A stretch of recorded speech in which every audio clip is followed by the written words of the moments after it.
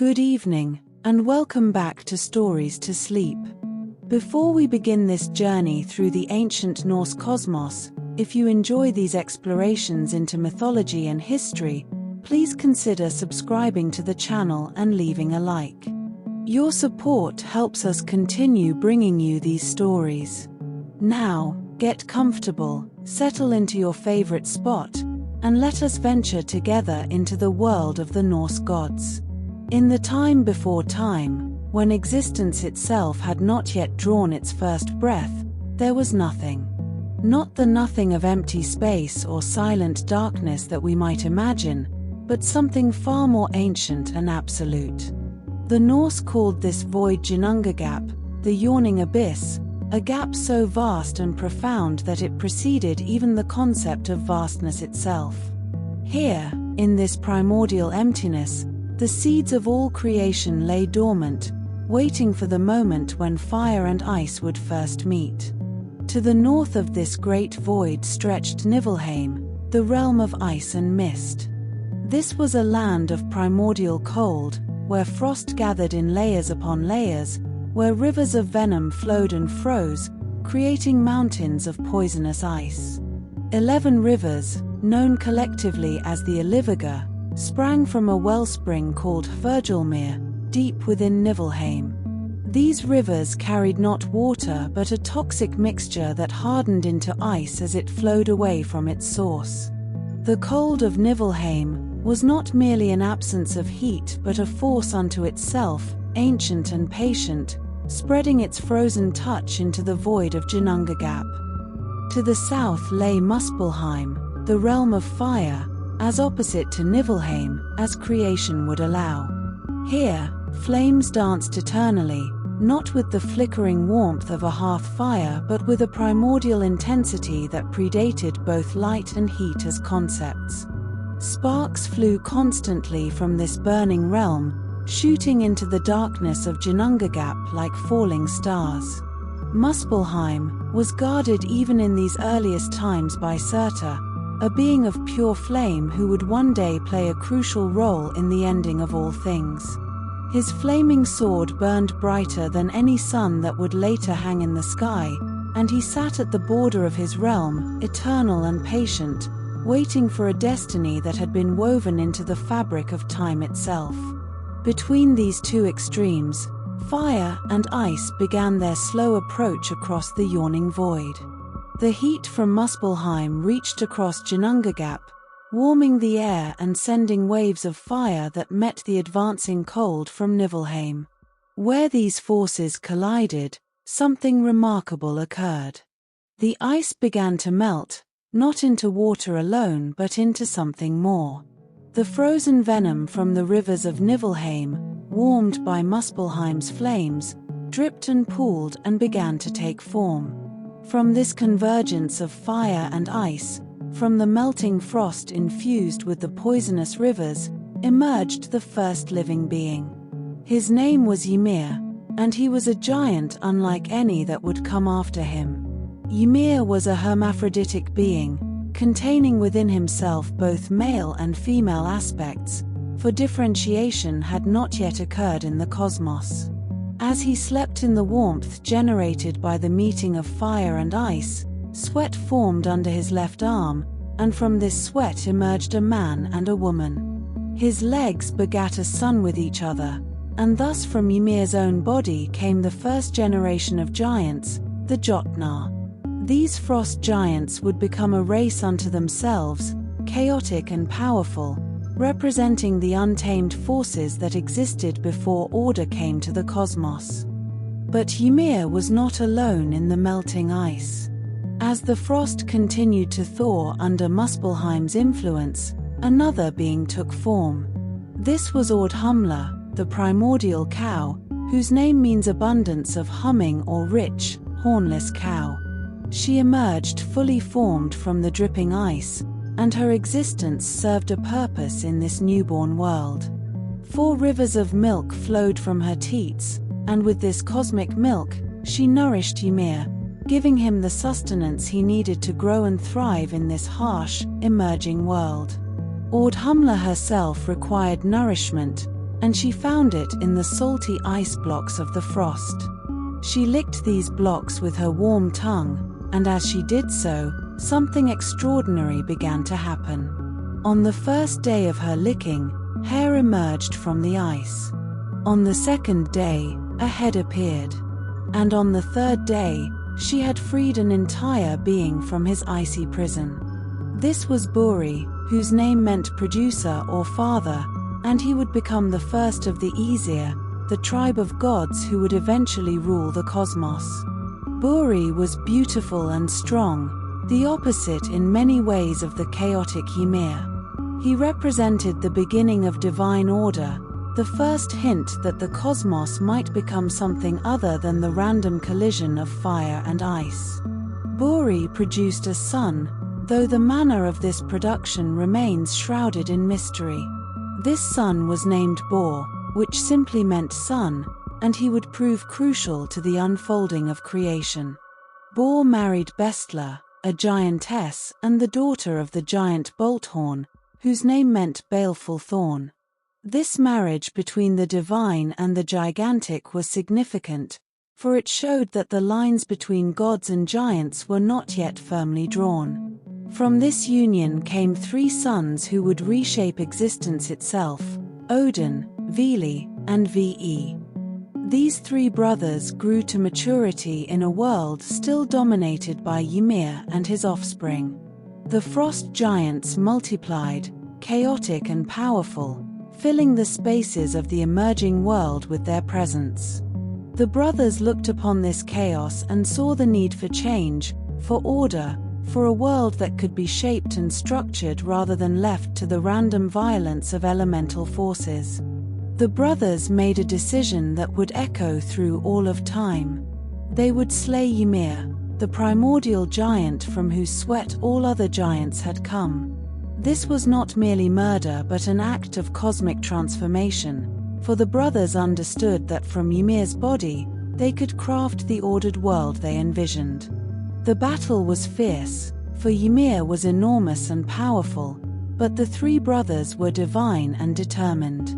When they finally struck the fatal blow, blood poured from Ymir's wounds in such tremendous quantities that it became a deluge.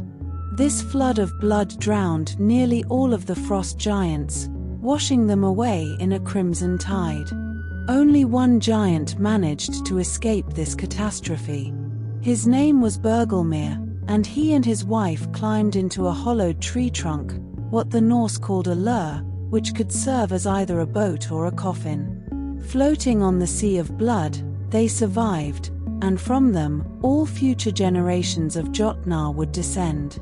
The 3 brothers, Odin, Vili, and Ve, now had before them the massive corpse of Ymir, and they set about the task of creation with purpose and vision. They dragged his enormous body to the center of Ginnungagap, that vast void that had witnessed the birth of all things, and there they began their work of transformation. From Ymir's flesh, still warm with the life that had so recently departed it, they fashioned the earth itself, Midgard.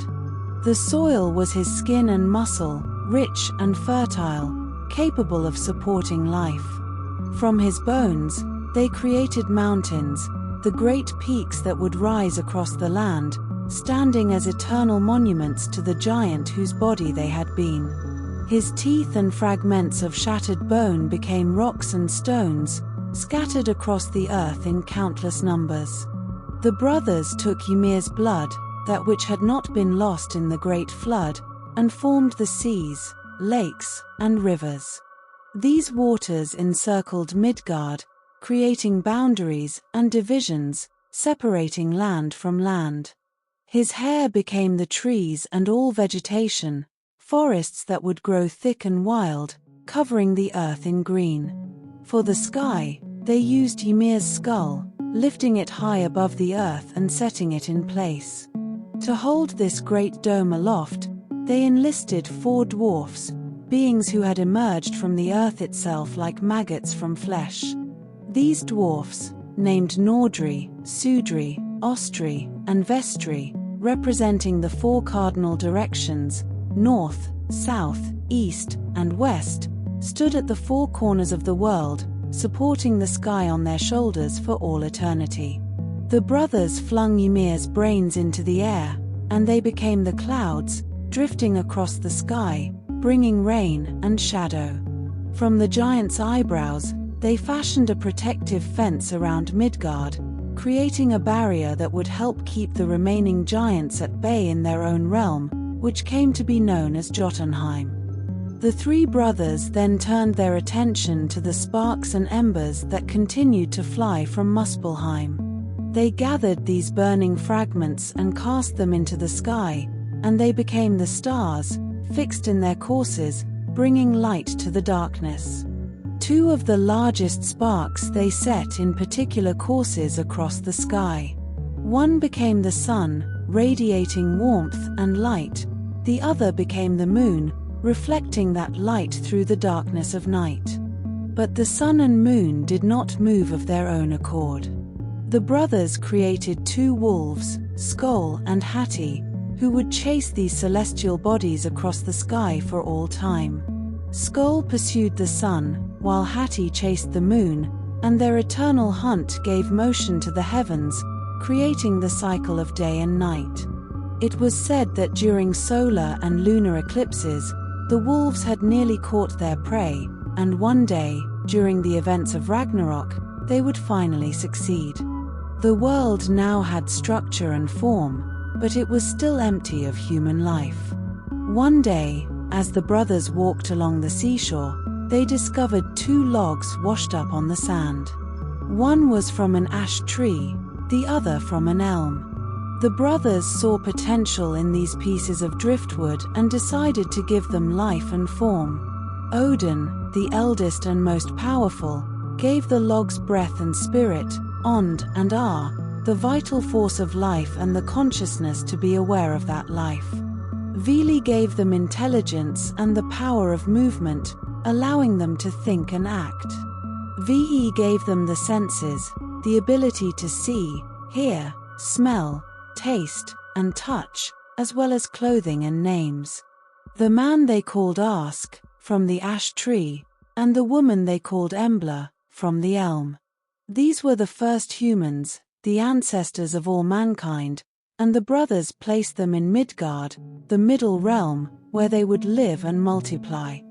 Thus was the world created from the body of Ymir, the primordial giant. But this was only the beginning of the story, for the brothers had created more than just the earth and sky. They had set in motion forces and conflicts that would echo through all of time, leading eventually to the great ending and renewal that the Norse called Ragnarok. The cosmos had been born from chaos and shaped into order, but that order would prove to be temporary, and the forces of chaos would never truly be defeated, only contained. At the center of all creation, connecting and supporting everything that existed, stood Yggdrasil, the world tree. This was no ordinary tree but an immense ash, vast beyond comprehension, whose branches stretched into the heavens and whose roots delved deep into the darkest realms below. Yggdrasil was more than simply large, it was the axis around which the cosmos turned, the structure that gave form and connection to all things. The name Yggdrasil itself held deep meaning. Ygg was one of Odin's many names, meaning terrible one, and Drasil meant horse or steed. Together, Yggdrasil meant Odin's horse, a reference to the time when Odin would hang himself from the tree for 9 days and nights, a sacrifice of himself to gain the wisdom of the runes. In this way, the tree became his gallows, and a gallows was poetically called a horse in Old Norse kennings. The world tree was evergreen, its leaves never falling, its bark never dying, remaining vital and alive throughout all seasons and all ages. It was said to be the greatest and most sacred of all trees, and the gods held their councils beneath its boughs at a place called the Well of Urd, one of 3 wells that nourished the tree's roots. These 3 wells were crucial to Yggdrasil's existence and, by extension, to the existence of all the cosmos. The first was Hvergelmir, the roaring kettle, located in Niflheim among the primordial ice.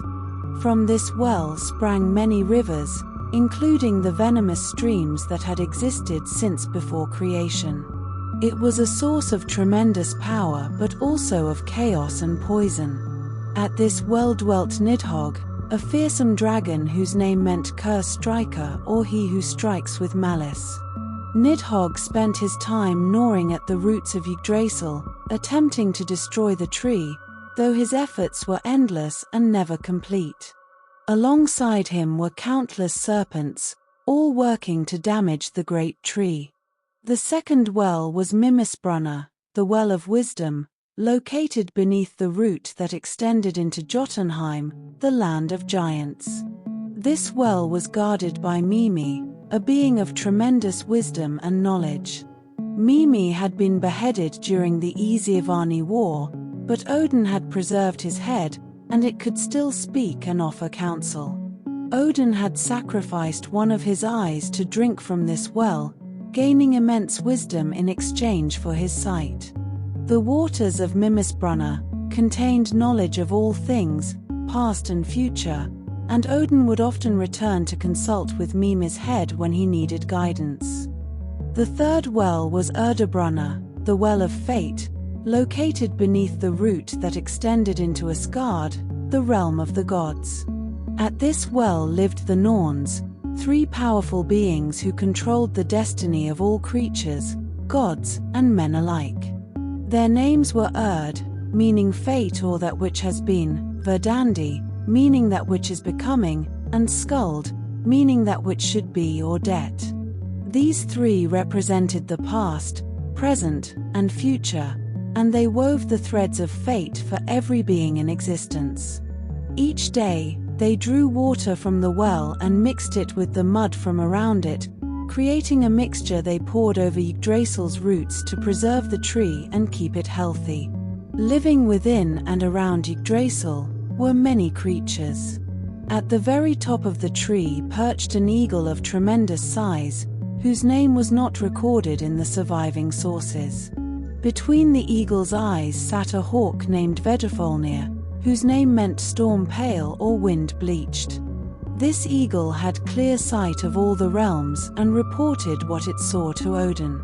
Running up and down the trunk of Yggdrasil was a squirrel named Ratatosk, whose name meant drill tooth or boar tooth. This creature was a troublemaker, carrying insults between the eagle at the top of the tree and Nidhogg at the bottom, ensuring that their ancient enmity never cooled. Ratatosk would scurry up to the eagle and repeat the terrible things Nidhogg had said about it, then race back down to tell Nidhogg what the eagle had said in response. In this way, the squirrel maintained discord between the highest and lowest parts of the cosmos. 4 stags ran through the branches of Yggdrasil, eating the leaves and keeping them from growing too thick. Their names were Dane, Dvalin, Dunir, and Durothra.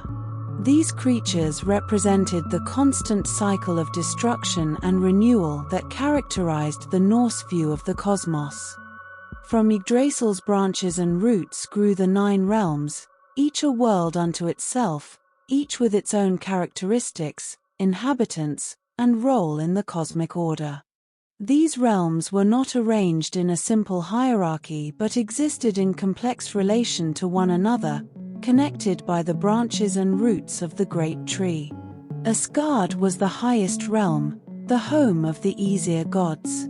This was a land of splendor and beauty, where great halls stood shining in the eternal light.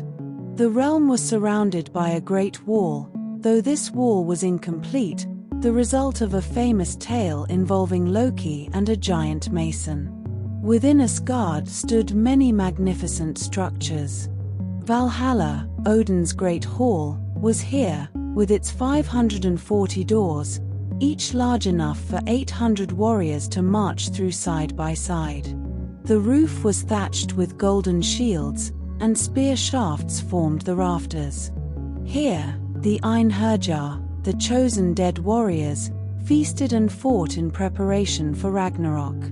Also in Asgard was Gladsheim, the place of joy, where the gods held their council. Nearby stood Vingolf, the hall of the goddesses, where the female deities gathered. Freya's hall, Sesrumnir, stood in a field called Folkvanga, where she received half of those who died in battle. Each of the major gods had their own hall in Asgard, from Thor's Bilskirnir to Forseti's Glitnir, each magnificent in its own way. The realm was reached from Midgard by Bifrost, the rainbow bridge, which shimmered with all the colors of creation.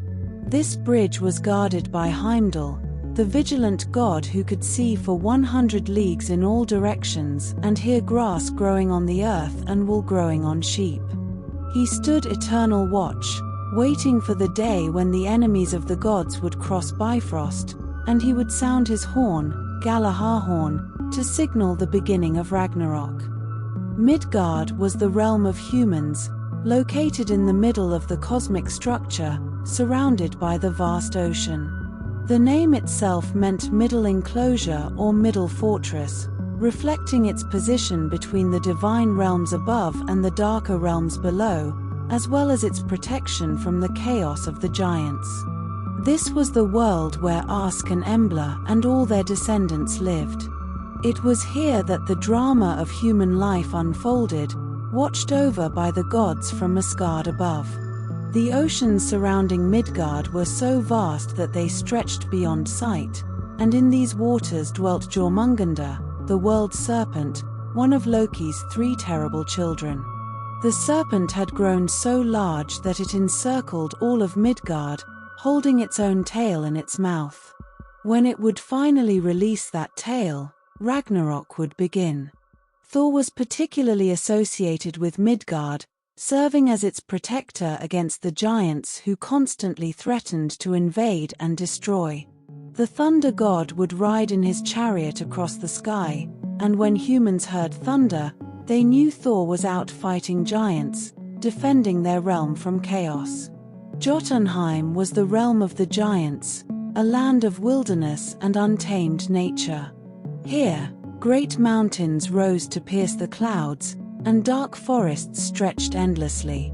The giants who lived here were not merely large humans but represented the chaotic, primal forces of nature itself. They were older than the gods, descended from Ymir and the few who had survived his death. Some were frost giants, others were mountain giants, and still others were associated with fire or storm. The relationship between the gods and giants was complex. They were eternal enemies, yes, but they also intermarried and occasionally cooperated. Many of the gods had giant ancestry. Thor's mother was the giantess Jord, the personification of the earth. Odin himself had giant blood through his mother. Yet despite these connections, the giants remained the primary threat to the cosmic order the gods had established. They represented chaos and entropy, constantly working to undo what the gods had created. Within Jotunheim stood Utgard, a mighty fortress whose very name meant beyond the enclosure, emphasizing its position outside the ordered cosmos. Here dwelt Utgard Loki, a giant of tremendous power and cunning who once humiliated Thor through a series of challenges that were actually clever illusions. Vanaheim was the realm of the Vani, a tribe of gods separate from the Aesir. Little was known about this realm from the surviving sources, but it was clearly associated with fertility, prosperity, and magic. The Vani were gods of the earth and sea, of the growing of crops and the bounty of nature. They practiced Seeder, a form of magic that could see and influence the future, which they taught to the Aesir after the 2 tribes made peace. The Vani included Njord, god of the sea and wealth, and his children Freya and Freyja, gods of fertility, prosperity, and pleasure. These deities were deeply important to the Norse people, perhaps even more so in daily life than the warrior gods of the Aesir, for they controlled the fertility of fields and herds, the success of voyages, and the blessings of abundance. Alfheim was the realm of the light elves, beautiful and luminous beings who were associated with light and brightness. The realm itself was said to be lovely, filled with light and pleasant to look upon. Alfheim was given to the god Freya as a tooth gift, a present given to a child when their first tooth appeared, which suggested that Freya was somehow particularly associated with these beings. The elves of Alfheim were benevolent toward humans and gods alike, representing the gentler aspects of nature and the world. They were different from the dark elves or dwarfs who dwelt below, being connected with light, growth, and life rather than the deep earth and the forge. Svartalfheim, also called Nidavellir, was the realm of the dark elves or dwarfs. This was a subterranean world, located deep beneath the surface of the earth, a place of caves and caverns, mines, and forges. Here, the dwarfs labored at their crafts, for they were the greatest smiths in all the cosmos. From Svartalfheim came many of the most powerful magical items in Norse mythology. The dwarfs had forged Mjolnir, Thor's hammer, the most powerful weapon in existence. They had created Gungnir, Odin's spear that never missed its mark, and Draupnir, Odin's ring that dripped 8 new gold rings every 9th night. They had built Skidbladnir, a ship that always had a favorable wind and could be folded up to fit in a pocket, and Gullinbursti, Freya's boar with golden bristles that shone in the dark and could run faster than any horse. The dwarfs themselves were beings of the earth, having emerged from Ymir's flesh like maggots after his death. The gods had given them intelligence and the ability to craft, and they had made the most of these gifts. They were greedy for gold and treasures, but they were also bound by their word once given, and their craftsmanship was beyond compare. Muspelheim was the primordial realm of fire, one of the 2 realms that had existed even before creation. This was a land of eternal flame, unbearably hot, where nothing could survive that was not born to fire. It was guarded by Surtur, the fire giant whose flaming sword shone brighter than the sun. Surtur had existed since before creation and would exist until after Ragnarok, for he was destined to survive the ending of the world, though he would play a major role in bringing about that ending. The inhabitants of Muspelheim were beings of pure fire, the sons of Muspel, who would one day ride forth during Ragnarok to burn the cosmos. Their realm was one of pure elemental force, representing the destructive aspect of fire, the flame that consumes rather than warms or illuminates. Niflheim was the realm of primordial ice and mist, the other of the 2 realms that had existed before creation. It was a land of eternal cold, dark and frozen, where the rivers of venom flowed from Hvergelmir. This was a realm of death and decay, cold beyond imagining, where even the air itself seemed to freeze. Within Niflheim was located Helheim, though some sources treated these as separate realms. Helheim was the realm of the dead, ruled over by Hel, the daughter of Loki. Unlike Valhalla, which received warriors who died gloriously in battle, Helheim received those who died of sickness, old age, or any death that was not considered honorable. It was not precisely a place of punishment, but neither was it a place of reward. The dead here existed in a shadowy half-life, neither fully alive nor fully gone. Hel herself was a fearsome sight, with half her body beautiful and alive-looking, the other half corpse-like and decayed. She ruled her realm with stern fairness, never releasing those who came to her, with rare exceptions. The entrance to her realm was guarded by a great hound named Garm, who would break free during Ragnarok to wreak havoc. These 9 realms, connected by Yggdrasil, formed the complete cosmos of Norse mythology. They were not separate planets or dimensions in the modern sense, but rather different aspects of a unified whole, all growing from or existing within the branches and roots of the world tree. The tree itself was constantly under threat, from Nidhogg gnawing at its roots to the stags eating its leaves, but it was also constantly being preserved by the Norns and their daily ministrations. This was the structure of the universe as the Norse understood it: complex, interconnected, and ultimately temporary, for even the great tree would fall during Ragnarok, though it was said that it would survive to shelter the few beings who would repopulate the new world after the great destruction. The creation of the cosmos and the establishment of the 9 realms did not immediately result in peace and order. Among the gods themselves, there arose a conflict that would shape their relationships and the nature of divine power for all time. This was the war between the Aesir and the Vani, 2 tribes of gods with different natures, different values, and different approaches to the world. The Aesir, led by Odin, were gods of war, sovereignty, and law. They were associated with kingship and battle, with the ordering of society and the establishment of rules. They valued honor, glory in combat, and the wisdom that came from sacrifice and struggle. Their home in Asgard reflected these values, being a realm of great halls and mighty fortresses, where warriors trained and councils debated matters of cosmic importance. The Vani, on the other hand, were gods of fertility, prosperity, and magic. They were associated with the earth and its bounty, with the cycles of nature, with the prosperity of fields and herds. They practiced Sida, a form of magic that involved seeing and changing the future, a practice that the Aesir initially viewed with some suspicion, for it required entering trance states and altering consciousness in ways that seemed unmanly by their warrior values. The conflict between these 2 tribes was sparked by an unusual event. A figure known as Gullveig, whose name meant gold drunk or gold power, came to Asgard from Vanaheim. Some scholars believe that Gullveig was actually Freyja under another name, representing the Vani's association with wealth and prosperity.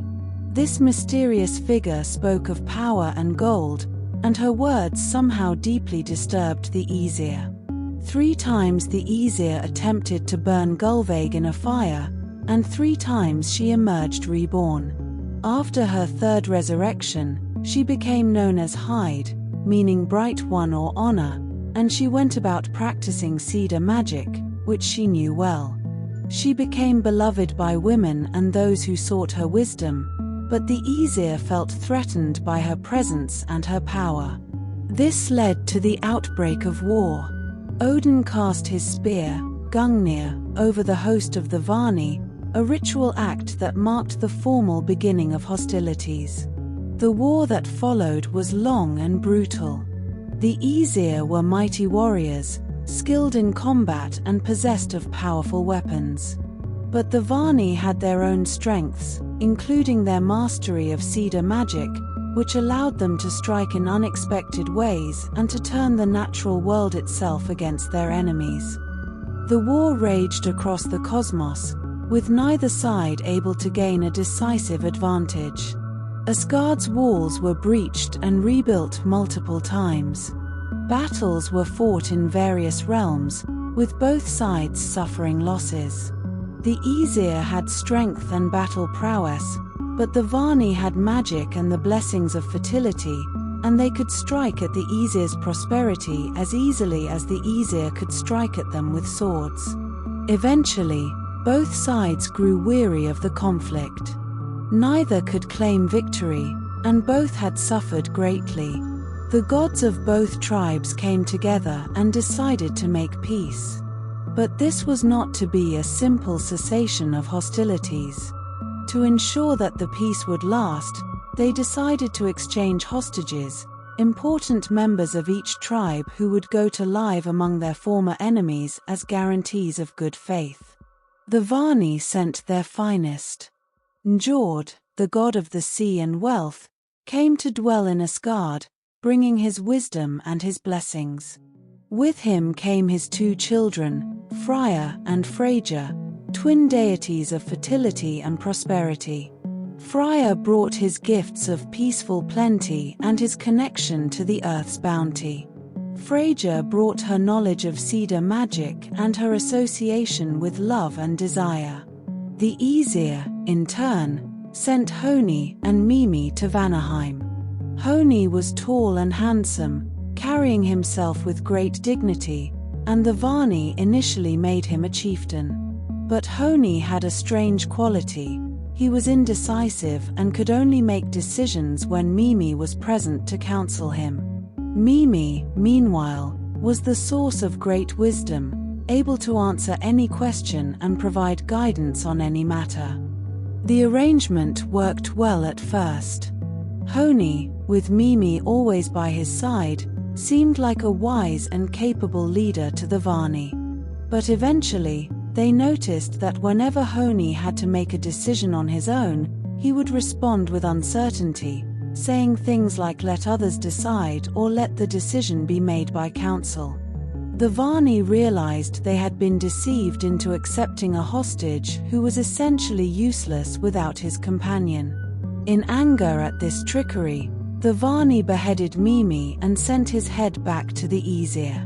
But this was not the end of Mimi's story.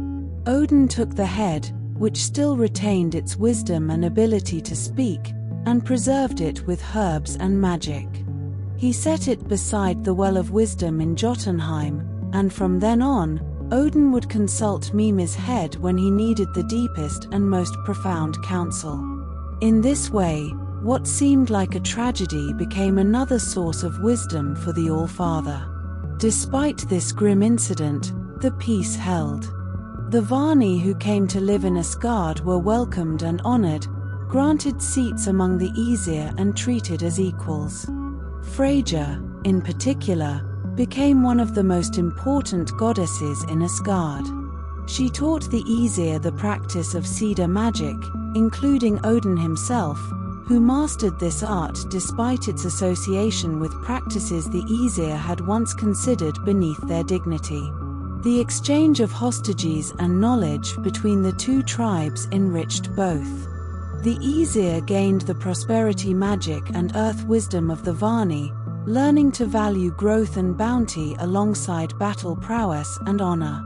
The Vani, for their part, gained the protection and martial strength of the Aesir, as well as access to their political and social structures. This war and the peace that followed it established an important principle in the Norse cosmos: that different types of power could coexist, that warrior values and fertility magic, sovereignty and prosperity, could work together rather than in opposition. The gods who gathered in Asgard after the war were a more complete pantheon, representing all aspects of life and power. The treaty between the Aesir and Vani was sealed in a unique way. All the gods gathered together and spat into a vessel, mingling their saliva. From this mixture, they created a being named Kvesa, who was the wisest of all beings, able to answer any question posed to him. Kvesa traveled throughout the world, sharing his wisdom freely with all who asked. His fate would later become important in the story of how the gods acquired the mead of poetry, but that is a tale connected to other events. With the war ended and the two tribes united, the divine order of the cosmos was firmly established. The gods now ruled from Asgard in relative harmony, each deity having their own realm of influence and their own responsibilities. They held their councils beneath Yggdrasil, debating matters of cosmic importance and making decisions that would affect all the 9 realms. But even with peace among the gods themselves, the cosmos was not without threats. The giants in Jotunheim remained a constant danger, representing the forces of chaos that the gods had to continually hold at bay. The monsters that lurked in various realms, children of Loki and other beings, would eventually pose existential threats to the cosmic order. And deep beneath everything, in the well of Hvergelmir, Nidhogg continued to gnaw at the roots of Yggdrasil, slowly working toward the tree's eventual fall. The age that followed the Yggdrasil War was one of relative stability, the time when the gods were at the height of their power, when they could hold back the forces of chaos and maintain the order they had created. This was the age when the great adventures and dramas of the gods unfolded, when Thor fought giants, when Odin sought wisdom, when Loki's tricks brought both laughter and catastrophe to Asgard. It was the golden age of the gods, though those who truly understood the Norse worldview knew that all golden ages must eventually end. Among all the gods of the Norse pantheon, none was more complex, more powerful, or more enigmatic than Odin. He was known by many names, indeed, he had hundreds of them, each revealing a different aspect of his multifaceted nature. He was All-Father, the father of gods and men. He was the raven god, for his 2 ravens flew throughout the world gathering information. He was the Wanderer, for he often traveled in disguise. He was the god of the hanged, the terrible one, the one-eyed, the mad one, and countless others. Odin was the chief of the Aesir, the king of the gods, but he was not a simple warrior king. He was a god of war, yes, but specifically the god of the fury and frenzy of battle, of the berserker rage that could overtake warriors. More than this, he was a god of wisdom, poetry, magic, and death. He was cunning and often treacherous, willing to sacrifice anything and anyone, including himself, to gain knowledge and power. The pursuit of wisdom consumed Odin throughout his existence. He understood, perhaps better than any other being in the cosmos, that Ragnarok was inevitable, that the end would come for the gods and the world they had created. But rather than accepting this passively, Odin dedicated himself to gathering every scrap of knowledge and power he could find, hoping either to prevent or at least to be prepared for that final day. His quest for wisdom led him to make terrible sacrifices. The most famous of these was when he hung himself from Yggdrasil for 9 days and 9 nights, pierced by his own spear, as a sacrifice of himself to himself.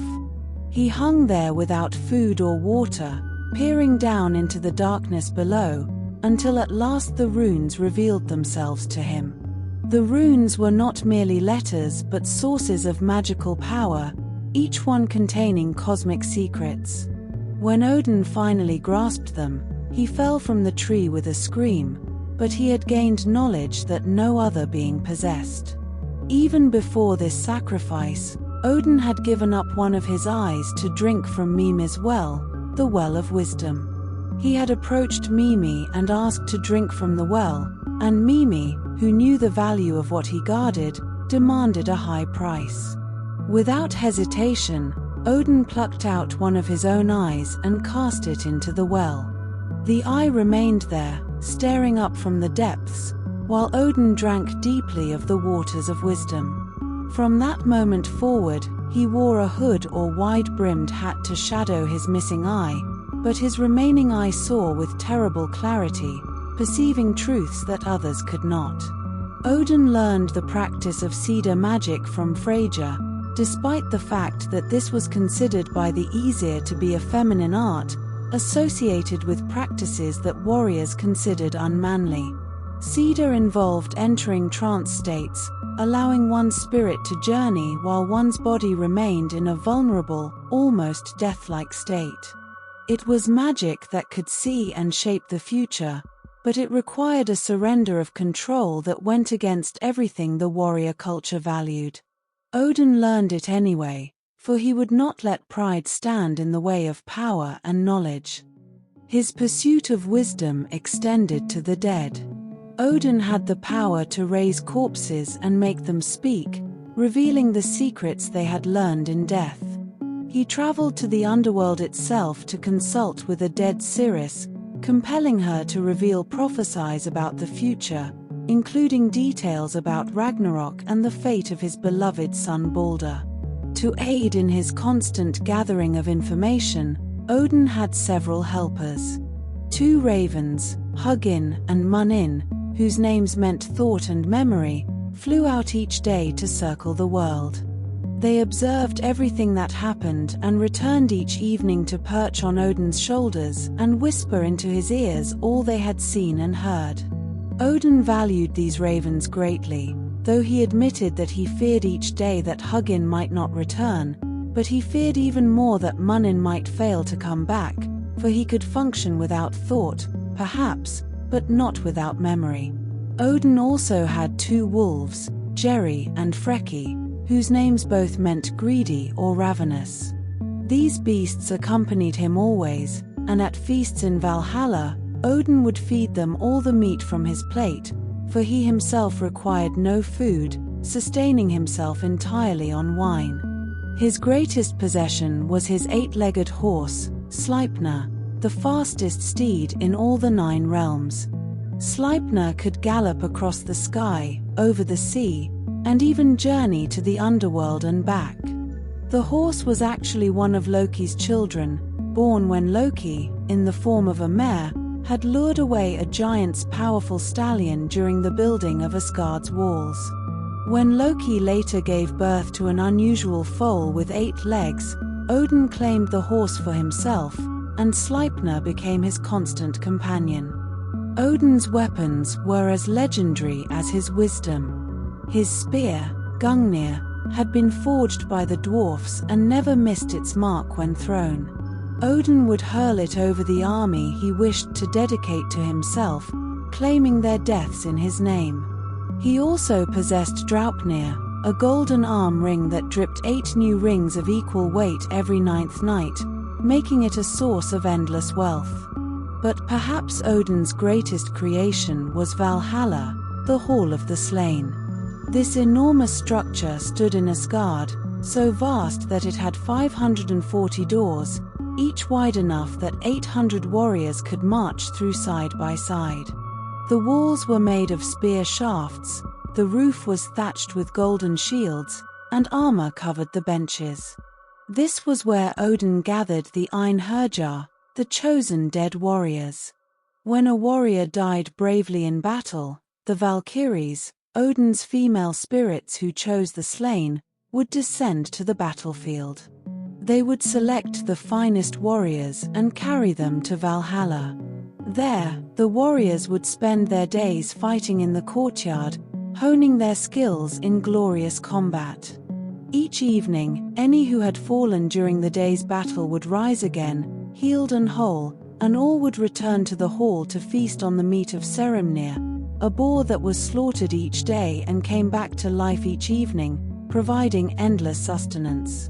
The warriors drank mead brought by the Valkyries, served from the udders of a goat named Heidrun who stood atop Valhalla's roof eating the leaves of Yggdrasil. Odin was gathering these warriors for a purpose. He knew that when Ragnarok came, he would need an army to stand against the forces of chaos. The giants, the monsters, the fire demons of Muspelheim, all would come against Asgard on that final day, and Odin intended to meet them with the finest warriors who had ever lived. The Einherjar trained endlessly, becoming ever more skilled, preparing for a battle they knew they would ultimately lose, but which they would fight nonetheless with honor and courage. Yet Odin's character was not simply that of a wise king preparing for inevitable war. He was also a wanderer who loved to travel through Midgard in disguise. He would appear as an old man with a wide-brimmed hat, a blue or grey cloak, and a walking staff, often going by the name Grimni or Ganglery or one of his many other titles. In this guise, he would test the hospitality of humans, rewarding those who treated strangers kindly and punishing those who turned away travelers. He was a god of poetry and inspiration, having brought the mead of poetry to the gods through trickery and shape-shifting. Any who drank this mead would gain the ability to compose magnificent verse. Odin had stolen it from the giant Suttung, who had kept it locked away, and in doing so had seduced Suttung's daughter, Gunnlod, who had been set to guard it. When poets composed their verses, they were said to be drinking from Odin's gift or the liquid of the dwarfs, for the mead had been made from the blood of Kvasa, the wise being created from the mixed saliva of the gods, killed by dwarfs who had then mixed his blood with honey.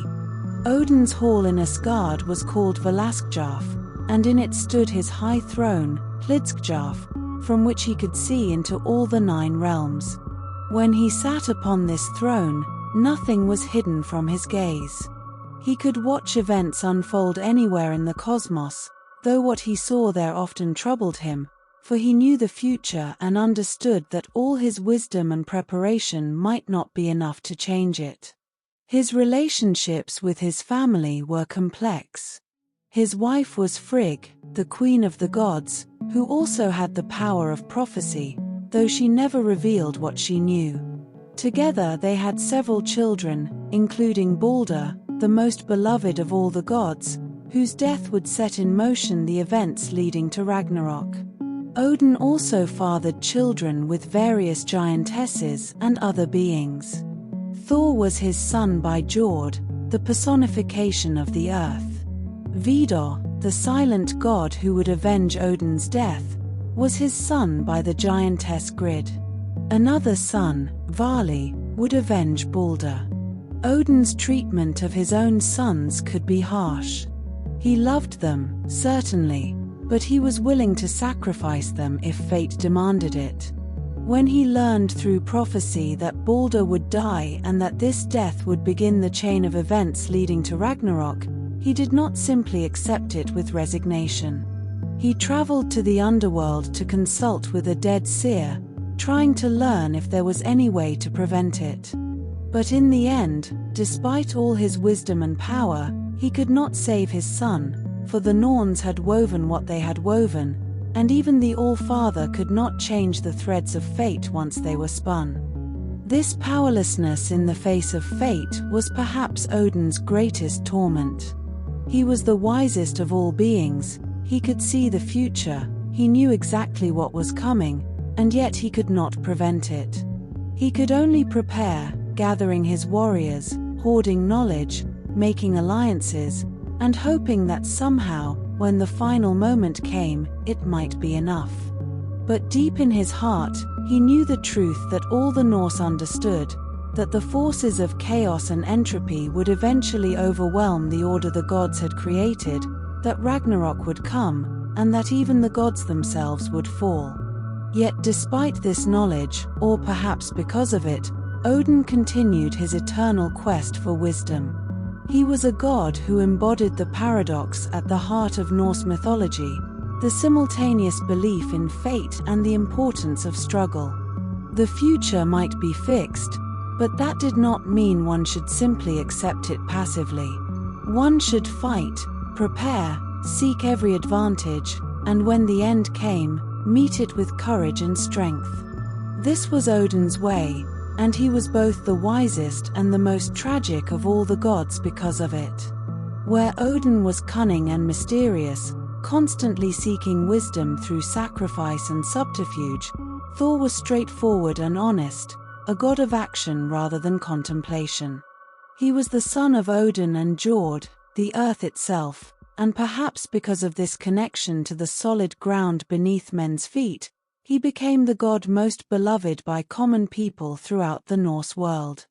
While Odin was worshipped primarily by kings, poets, and warriors seeking glory, Thor was the protector of farmers and laborers, the god who defended humanity against the chaotic forces that constantly threatened to overwhelm them. Thor was massive and incredibly strong, the most physically powerful of all the gods. His strength was legendary, surpassing even that of the giants he fought. He had a great red beard and hair the color of flame, and his eyes burned with fierce intensity. His voice was like thunder, and when he laughed, which he did often and heartily, it sounded like storm clouds colliding. His appetite was as tremendous as his strength. Stories told of Thor eating an entire ox in a single sitting, or drinking the sea itself in enormous gulps. He loved food and drink, enjoyed physical challenges, and approached life with a straightforward enthusiasm that sometimes bordered on recklessness. Where Odin would scheme and plan, Thor would simply smash through obstacles with his hammer. That hammer, Mjolnir, was Thor's greatest treasure and the most powerful weapon in all the 9 realms. Its creation was the result of one of Loki's schemes, though this particular trick had fortunate results. Loki had cut off the golden hair of Sif, Thor's wife, while she slept. When Thor discovered this and threatened to break every bone in Loki's body, Loki quickly promised to make amends. He went to the dwarfs called the Sons of Ivaldi and commissioned them to create new hair for Sif from actual gold that would grow like real hair. While the dwarfs were working, Loki made a wager with another dwarf named Brokkr, betting his own head that Brokkr and his brother Eitri could not create 3 treasures as fine as those the Sons of Ivaldi were making. The brothers accepted the challenge, and Eitri went to work while Brokkr manned the bellows. As the brothers worked, a fly began to bite Brokkr repeatedly, trying to disrupt his pumping of the bellows. This fly was actually Loki in disguise, attempting to sabotage the work and win his bet. Despite Loki's interference, the brothers produced 3 magnificent treasures. They created Gullinbursti, a boar with golden bristles that shone in the dark and could run through air and water faster than any horse. They made Draupnir, the golden ring that would drip 8 new rings of equal weight every 9th night. And they forged Mjolnir, the hammer, though because of Loki's interference during the final stages of its creation, its handle ended up shorter than originally planned. When the treasures were presented to the gods, Mjolnir was judged the finest of all, for its power was unmatched. The hammer would never miss its target when thrown, and it would always return to Thor's hand. It could strike with the force of lightning itself, shattering mountains and crushing the skulls of giants. It could also be used to hallow and bless, to consecrate marriages and births. The hammer was so heavy that only Thor could wield it, and even he required special iron gloves, Jarngripr, to handle it properly, along with a belt of strength called Megingjord that doubled his already formidable power. Mjolnir became the symbol of Thor's role as protector. While other gods might scheme or pursue their own interests, Thor stood as the bulwark between the ordered world and the forces of chaos embodied by the giants. The giants constantly sought to invade Midgard and Asgard, to destroy the order the gods had created and return everything to the primordial chaos from which it had emerged. Thor spent much of his time journeying to Jotunheim and battling giants, keeping them at bay through sheer martial might. His battles with the giants were numerous and legendary. He fought them in single combat, in great melees, in contests of strength and drinking. He visited their halls and engaged in challenges that tested his power.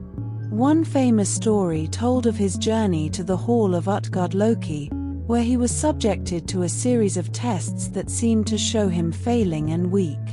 He had tried to drink from a horn but could not drain it, though he lowered its level somewhat. He had tried to lift a cat but could only raise one of its paws from the ground. He had wrestled with an old woman and been forced to one knee. Only later did Utgard Loki reveal the truth of these challenges. The horn had been connected to the ocean itself, and Thor had drunk so much that he had created the tides. The cat had been Jormungandr, the world serpent, in disguise, and Thor had lifted it so high that its back had scraped the sky. The old woman had been old age personified, and the fact that Thor had only been brought to one knee against her was a feat no other being could match, for no one can truly stand against the passage of time. These revelations showed that Thor's strength was even greater than anyone had imagined, powerful enough to affect the fundamental forces of the cosmos. Yet Utgard Loki also made it clear that he had used illusions to protect himself and his people, for he feared that without such trickery, Thor would have destroyed them all. Thor's greatest and most personal enemy was Jormungandr, the world serpent. This creature was one of Loki's 3 monstrous children, born of the giantess Angroda. When the gods had discovered these children and realized the threat they posed, they had dealt with each differently. Fenrir the wolf they had bound with magical chains. Hel, the half-dead daughter, they sent to rule the underworld. But Jormungandr, the serpent, Odin had cast into the great ocean that surrounded Midgard. There, the serpent had grown and grown until it encircled the entire world, grasping its own tail in its mouth. The creature was so vast that when it moved, it created waves and whirlpools that could sink ships. Its venom was deadly beyond measure, capable of poisoning the earth and sky. And it was prophesied that during Ragnarok, Thor and Jormungandr would face each other in final combat. Thor encountered the serpent on several occasions before that final meeting. Once, he went fishing with the giant Hymir, using the head of an ox as bait. When he cast his line into the deep ocean, Jormungandr took the bait, and Thor began to pull. The serpent pulled back with tremendous force, and Thor braced his feet so hard against the bottom of the boat that they went right through the hull. He pulled the serpent's head up above the waves, and the two glared at each other with mutual hatred. Thor raised his hammer to strike the killing blow, but Hymir, terrified by the serpent's appearance and the venom dripping from its jaws, cut the fishing line, and Jormungandr sank back into the depths. Thor traveled in a chariot pulled by 2 goats, Tangrisnir and Tangjosta, whose names meant Teeth-bearer and Teeth-grinder. These magical goats could pull the chariot through the air, and Thor could slaughter and eat them each evening. As long as he kept their bones intact and wrapped in their skins, they would come back to life the next morning, ready to pull his chariot again. His hall in Asgard was called Bilskirnir, meaning lightning crack, and it was the largest structure in all the realms, with 640 rooms.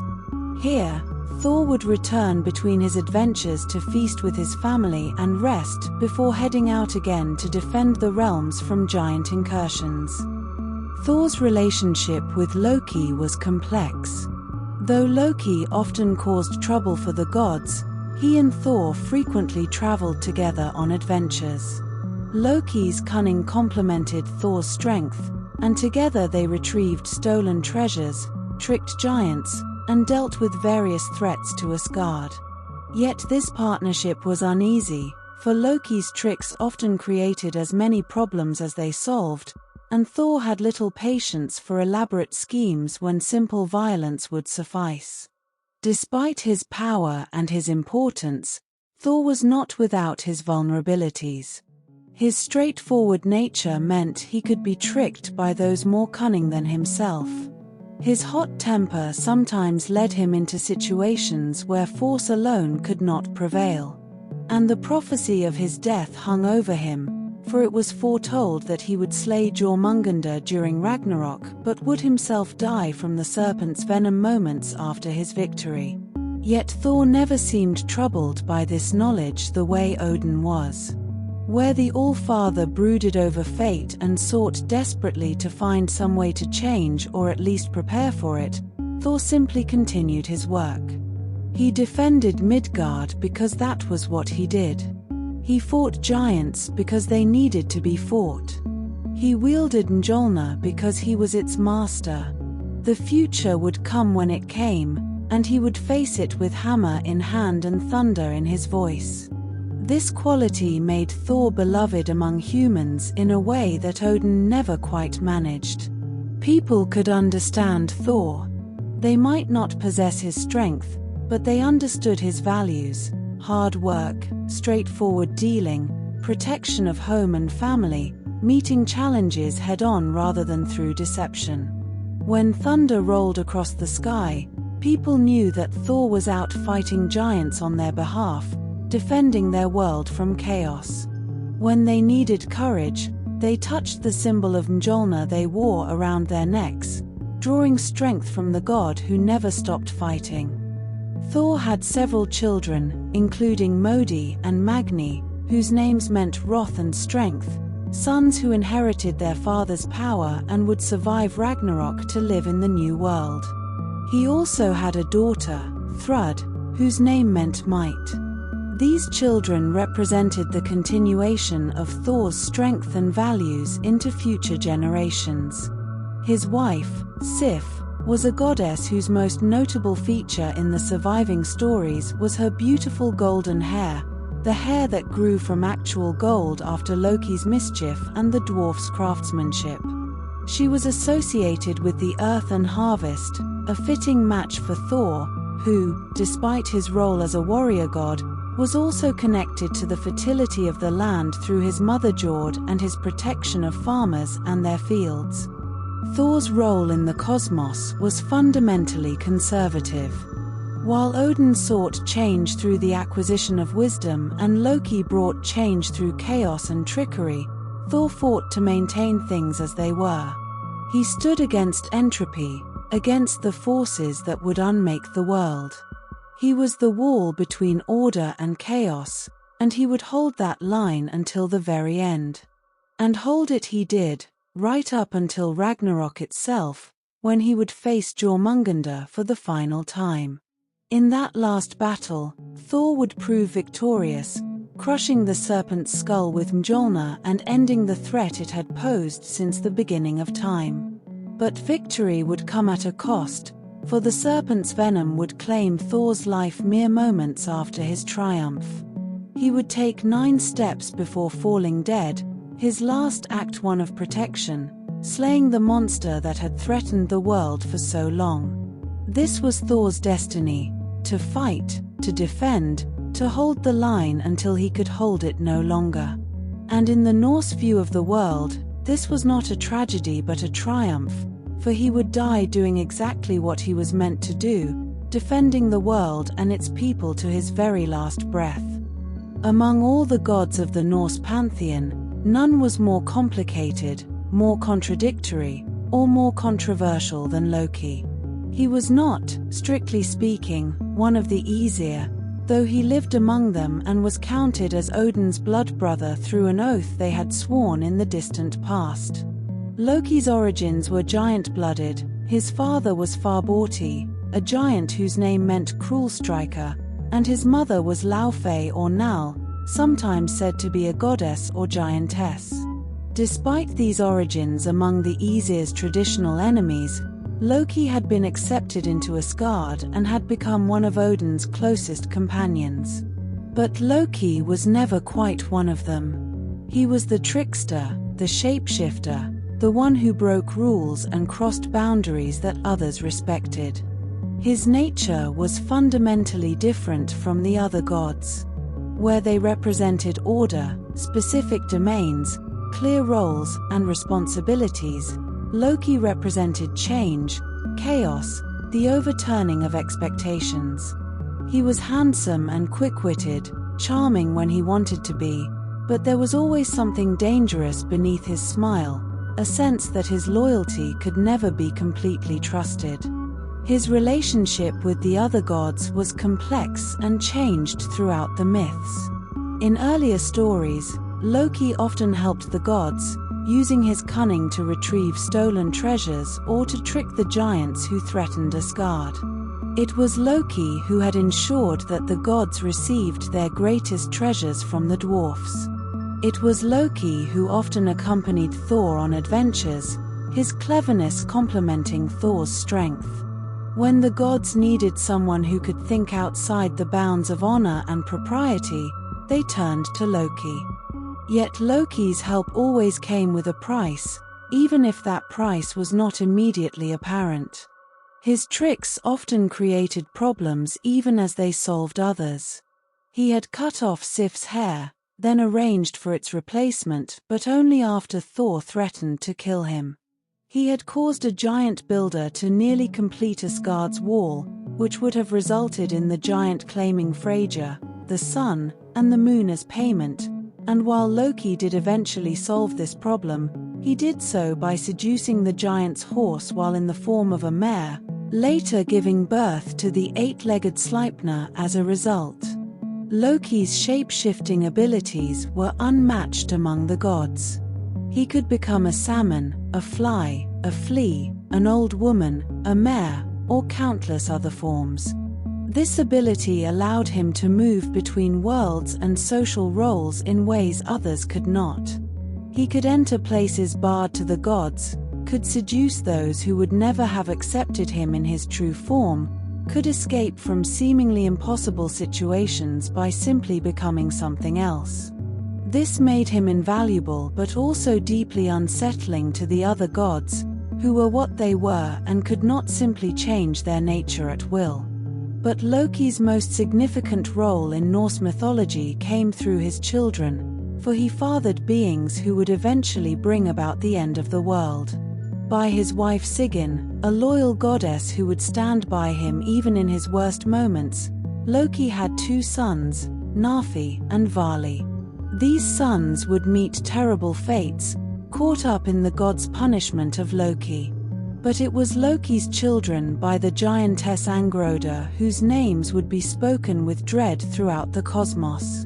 These three beings, half god and half giant, would each threaten the very fabric of reality. Their mother's name meant herald of sorrow or she who brings grief, and grief indeed would flow from this union. The first of these children was Fenrir, a wolf of tremendous size and ferocity. When he was young, the gods brought him to Asgard, thinking they could control him. Only Tyr, the god of war and justice, was brave enough to feed the growing wolf. But Fenrir grew larger and stronger with each passing day, and the gods began to fear him, especially after prophecies revealed that he would play a crucial role in Ragnarok, slaying Odin himself. The gods decided to bind Fenrir, but the wolf was too strong for ordinary chains. They forged strong fetters called lading and challenged Fenrir to test his strength against them. The wolf easily broke free. They forged even stronger chains called dromi, and again Fenrir snapped them.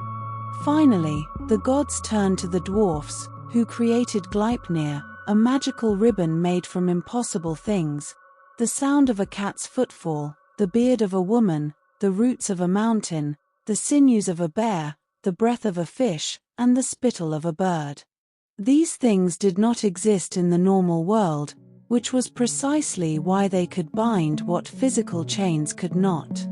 But Fenrir had grown suspicious of the gods' intentions. When they challenged him to test himself against Gleipnir, he agreed only on the condition that one of the gods place their hand in his mouth as a pledge of good faith. Only Tyr was willing to make this sacrifice. When Fenrir discovered he could not break free from Gleipnir, he bit down, severing Tyr's hand at the wrist. The gods bound Fenrir to a great rock called Yggdrasil using a chain called Gelgja, and they propped his jaws open with a sword. There he remained, howling, his drool forming a river called Van, until Ragnarok would finally free him. The second child was Jormungandr, the world serpent. When Odin saw this monstrous snake, he cast it into the great ocean surrounding Midgard. There, the serpent grew to encircle the entire world, biting its own tail. It would remain there, a constant threat just beyond the edge of the known world, until Ragnarok, when it would emerge to poison the sky and battle Thor. The third child was Hel, a daughter who was half beautiful and half corpse-like, her body divided between life and death. Odin sent her to rule Niflheim, the realm of the dead, and there she became queen of those who died of sickness or old age rather than in battle. Her realm was vast and cold, and once someone entered it, they would never leave. Even the gods respected her authority in her own domain, for she was as implacable as death itself. These three children, more than any of Loki's tricks or schemes, established him as a threat to the cosmic order. He had fathered the very forces that would eventually destroy the gods. And yet, for a long time, the gods continued to tolerate his presence in Asgard, for Odin valued his blood brother, and Loki's cunning had often proven useful. But Loki's nature was one of increasing chaos and malevolence as the myths progressed. His tricks became darker, his schemes more harmful. He orchestrated the death of Balder, the most beloved of all gods, through trickery and manipulation. When Balder's mother, Frigg, had secured oaths from everything in creation not to harm her son, she overlooked the mistletoe, thinking it too young and harmless to bother with. Loki discovered this oversight, fashioned a dart from mistletoe, and gave it to Balder's blind brother Hod, guiding his hand to throw it at Balder during what the gods thought was harmless sport. The dart pierced Balder's heart, killing him instantly. When the gods attempted to retrieve Balder from Hel's realm, she agreed to release him on one condition: that everything in creation must weep for him. The gods sent messengers throughout all the 9 realms, and everything did weep: the people, the animals, the stones, the trees, the metals. Everything except for one giantess named Thok, who refused, saying let Hel hold what she has. Thok was actually Loki in disguise, ensuring that Balder would remain in the underworld. After this act, the gods could no longer tolerate Loki's presence among them. They hunted him down, pursuing him across the realms. Loki fled to a remote place and built himself a house with doors on all 4 sides so he could watch for pursuit from any direction. He would transform himself into a salmon to hide in a nearby waterfall. But the gods discovered his hiding place and fashioned a net to catch him. Loki leaped trying to escape, but Thor caught him in midair. The gods' punishment was terrible and personal. They transformed Loki's son Vali into a wolf, who immediately attacked and killed his brother Nafi. The gods then took Nafi's entrails and used them as rope to bind Loki to 3 rocks, one under his shoulders, one under his loins, and one under his legs. These bindings then turned to iron, securing him permanently. Above Loki's face, they placed a serpent whose venom dripped onto him continuously, causing him terrible pain. Sigyn, Loki's faithful wife, remained with him through this punishment. She sat beside him holding a bowl to catch the venom before it could drip onto his face. But when the bowl filled and she had to turn away to empty it, drops of venom would fall on Loki, causing him to writhe in agony. These convulsions were said to cause earthquakes in Midgard, the earth itself shaking with Loki's pain.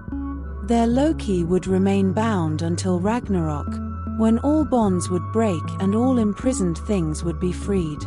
And when that day came, Loki would not side with the gods who had bound him. Instead, he would join the forces of chaos, leading an army of the dead from Hel's realm aboard a ship called Naglfar, built from the fingernails and toenails of dead men.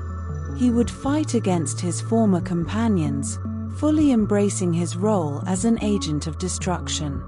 Loki also had another child worth mentioning, though this one was born in highly unusual circumstances. Sleipnir, Odin's 8-legged horse, was born when Loki transformed into a mare to lure away the stallion Svadilfari, who was helping a giant build Asgard's walls. The giant had agreed to build the walls in exchange for Freya, the sun, and the moon, but the gods had only agreed because they believed the task was impossible. When it became clear that with his stallion's help, the giant would succeed, the gods forced Loki to sabotage the project. Loki did so by seducing the stallion in mare form, and later gave birth to Sleipnir, the swiftest horse in all the realms. This incident revealed much about Loki's nature and his relationship with the gods. They would use him when convenient, forcing him to solve problems their honor would not allow them to address directly. But they never fully trusted him, never fully accepted him as one of their own. He was useful, necessary even, but always other, always outside the proper order of things. Some modern scholars have interpreted Loki as a necessary force in the Norse cosmos, arguing that his chaos and change were required to balance the gods' order and stasis. Stagnation would be death in its own way, and Loki's disruptions, while dangerous, kept things moving and changing. He was the agent of transformation, sometimes destructive but also sometimes creative. Without Loki's interference, the gods would never have acquired their greatest treasures. Without his tricks, many threats to Asgard would never have been resolved. But this interpretation, while interesting, should not obscure the fact that in the actual myths, Loki was increasingly portrayed as malevolent and destructive. His killing of Balder was not a necessary evil but murder of the most beloved god through the most cowardly means.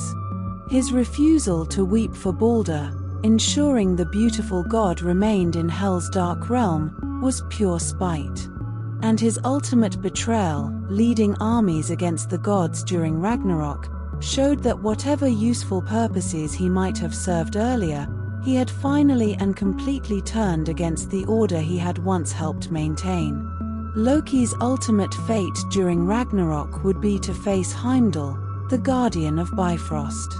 The two had a long-standing enmity, though the sources do not fully explain its origins.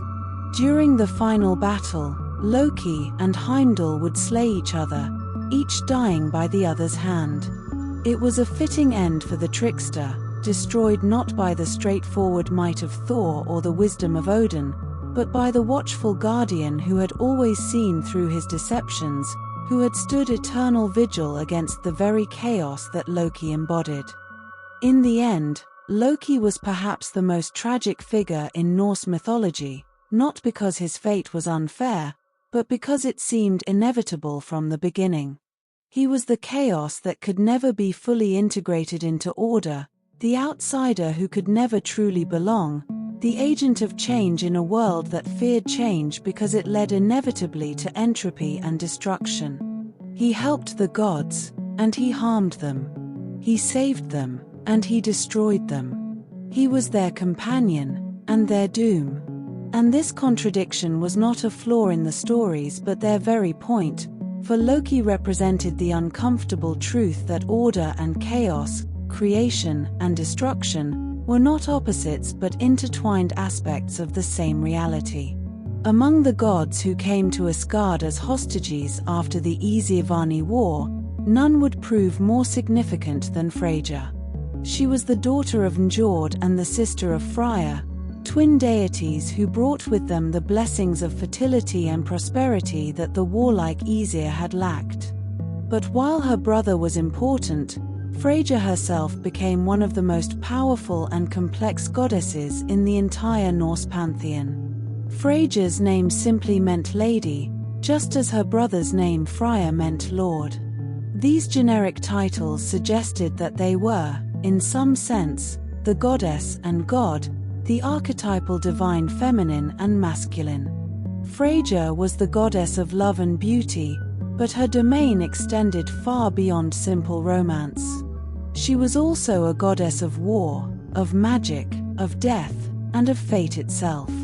She was desired by gods and giants alike, and many stories revolved around attempts to win her hand or steal her away. Her beauty was legendary and dangerous. Gods and giants alike fell under her spell, and she used this power deliberately and strategically. She wore a magnificent necklace called Brisingamen, which she had acquired from 4 dwarfs in exchange for spending one night with each of them. When Loki stole this necklace at Odin's command to test her, she tracked him down relentlessly and forced its return. The necklace was not merely jewelry but a symbol of her power and identity. Freya's magical abilities were formidable. She was the primary practitioner of Cedar, a form of Norse magic that involved prophecy, illusion, and manipulation of fate. This was the magic she taught to Odin and the other Aesir after coming to live in Asgard. Cedar was considered somewhat unmanly by traditional warrior standards, as it involved entering trance states and a receptivity that went against the active, aggressive ethos of the Viking Age. But its power was undeniable, and those who mastered it could see and shape the future itself. Freya traveled in a chariot pulled by two cats, which were said to be large and fierce, perhaps more like lynxes than house cats. She also possessed a cloak made of falcon feathers that allowed her to transform into a bird and fly through the realms. This cloak was borrowed by Loki on several occasions for various schemes, showing that despite her power and dignity, Freya was willing to help even the trickster when circumstances required it. But perhaps Freya's most significant role was as a goddess of death and the afterlife. She ruled over Folkvanga, the field of the people or field of warriors, and within it stood her hall, Sessrumnir, whose name meant seatroomer or having many seats. Each day, Freya received half of those who died in battle, choosing her warriors before Odin made his selection for Valhalla. The sources do not explain how this division was made or what criteria Freya used, but it established her as equal to Odin in at least this respect, claiming her share of the honored dead. What happened to warriors in Folkvanga was not described in the surviving sources with the same detail as life in Valhalla. This has led to much scholarly speculation. Some suggest that Freya's hall was similar to Valhalla, a place of feasting and preparation for Ragnarok. Others propose that the warriors who went to her were those more associated with fertility and life than with pure martial glory, or that she received women warriors while Odin received men. The truth is lost to time, preserved only in fragmentary references that hint at a fully developed concept now forgotten. Freya had been married to a god named Order, whose name meant frenzy or passionate and might have been another name for Odin himself. This Order went on a long journey and never returned, and Freya wept for him with tears of red gold. She searched for him throughout the worlds, traveling to distant lands and taking on various names in different places. This story of the mourning goddess established Freya as a figure of longing and loss as well as love and desire. Despite this official marriage, Freya's sexuality was somewhat more fluid than that of most other gods. She was accused by Loki during his famous flyting, his exchange of insults at Ygdra's feast, of having slept with all the gods and elves present. While Loki was certainly being malicious, and his accusations during that scene were universally vicious, there may have been an element of truth to the idea that Freya's approach to sexuality was less constrained than that of the Aesir. As a Vani goddess associated with fertility, her attitudes toward such matters would naturally differ from those of the warrior gods. Freya's brother Freya was equally important, though in different ways. He was the god of fertility, peace, and prosperity. He brought good harvests and healthy livestock. He was associated with sunshine and rain, with the proper seasons and the growth of all things. His cult was particularly strong in Sweden, where he was worshipped at Uppsala, one of the most important religious sites in the Norse world. Freya possessed several magical treasures. He owned Gullinbursti, the golden-bristled boar created by the dwarf brothers Brokkr and Eitri, which could run faster than any horse and whose bristles shone in the dark, lighting up the night. He also owned Skiblanir, a ship built by the sons of Ivaldi that always had favorable wind and could be folded up to fit in a pocket when not in use, yet was large enough to carry all the gods when unfurled. Freya's greatest treasure had been his sword, a weapon that could fight on its own if wielded by a worthy owner. But he gave this sword away to win the hand of Gerda, a beautiful giantess. He had seen her from Hlidskjalf, Odin's high seat from which all the worlds could be viewed, and had fallen instantly in love with her radiant beauty. He sent his servant Skirnir to woo her on his behalf, giving Skirnir his sword to seal the bargain. Gerda eventually agreed to the marriage, but Freya's sacrifice of his sword would prove fatal during Ragnarok, for without it, he would face the fire giant Surtur unarmed and fall to the flaming sword that had burned since before creation. The father of Freyja and Freya was Njord, god of the sea, wind, and wealth. He was particularly associated with harbors, safe anchorage, and successful voyages. Sailors and fishermen would pray to Njord for favorable winds and calm seas. He was also associated with wealth, particularly the wealth that came from successful trading and seafaring ventures. Njord's marriage was one of the more unusual stories among the gods.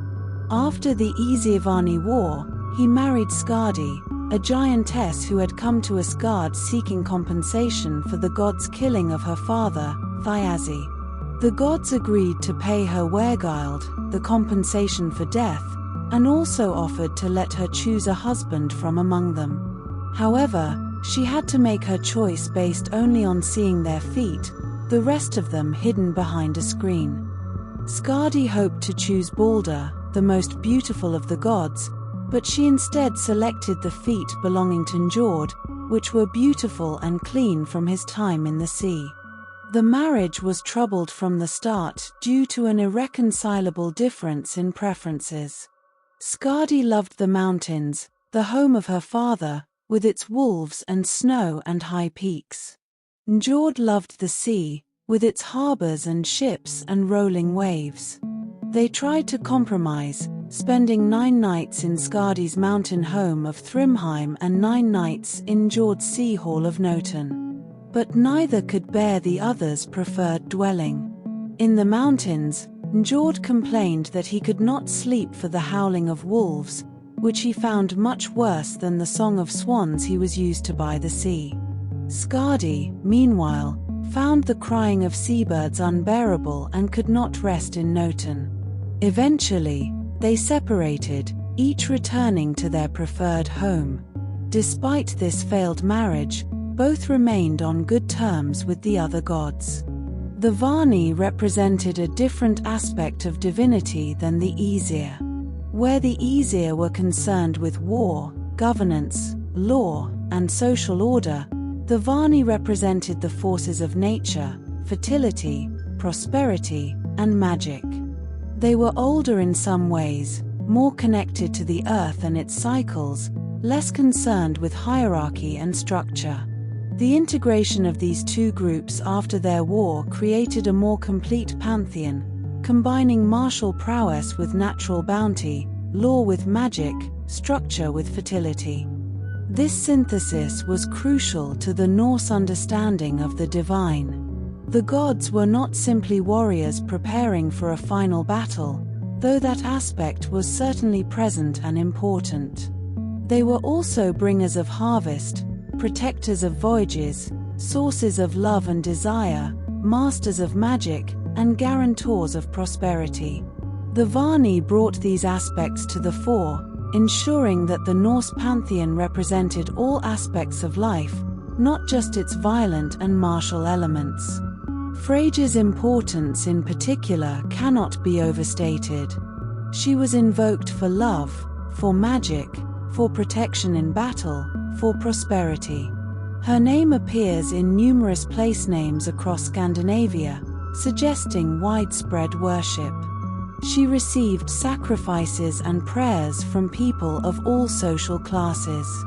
In many ways, she was as central to Norse religious practice as Odin or Thor, perhaps even more so for ordinary people who were more concerned with successful harvests and healthy children than with glorious death in battle.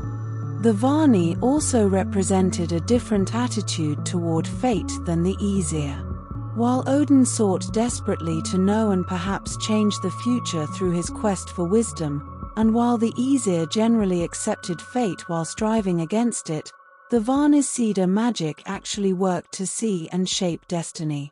This was a more active, manipulative relationship with fate, less about accepting what must be and more about navigating and influencing the currents of causality. During Ragnarok, the Varni gods would stand with the Aesir, fighting against the forces of chaos despite having once been enemies of the warrior gods. Freya would face Surtur and fall, dying because he had given away his sword for love. The fate of Freyja during Ragnarok was not explicitly described in the surviving sources, an absence that has puzzled scholars. Perhaps she would fall in battle, or perhaps, as a goddess of magic who could see the future, she had some other role to play in those final moments.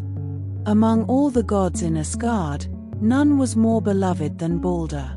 He was the son of Odin and Frigg, brother to Thor and many others, but he stood apart from his siblings through his sheer goodness. Balder was beautiful beyond description, so radiant that light seemed to emanate from him. His hair was said to be the whitest and most pure, and there was a flower, so white and lovely that it was named Balder's brow in his honor. He was wise and eloquent, gracious in his speech and kind in his judgments. He was the god of light, purity, and beauty, and all who knew him loved him. But Balder began to have dreams, terrible dreams of his own death.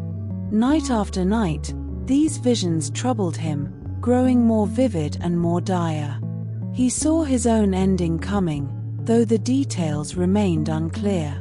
These dreams disturbed not just Balder but all the gods, for dreams in the Norse world were not random neural firings but prophetic visions, glimpses of fate itself.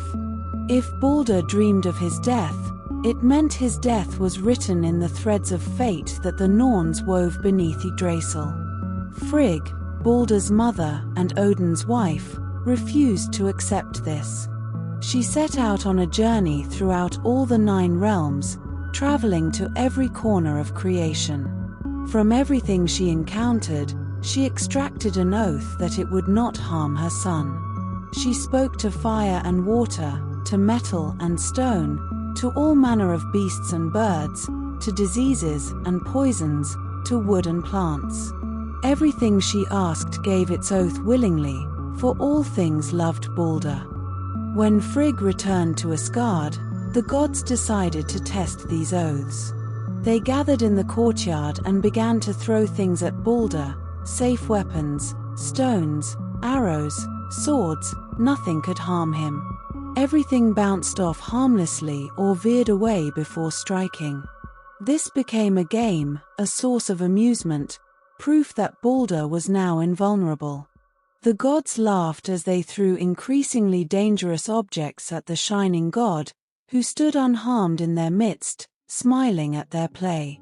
But Loki, standing apart from the celebration, felt no joy at Balder's safety.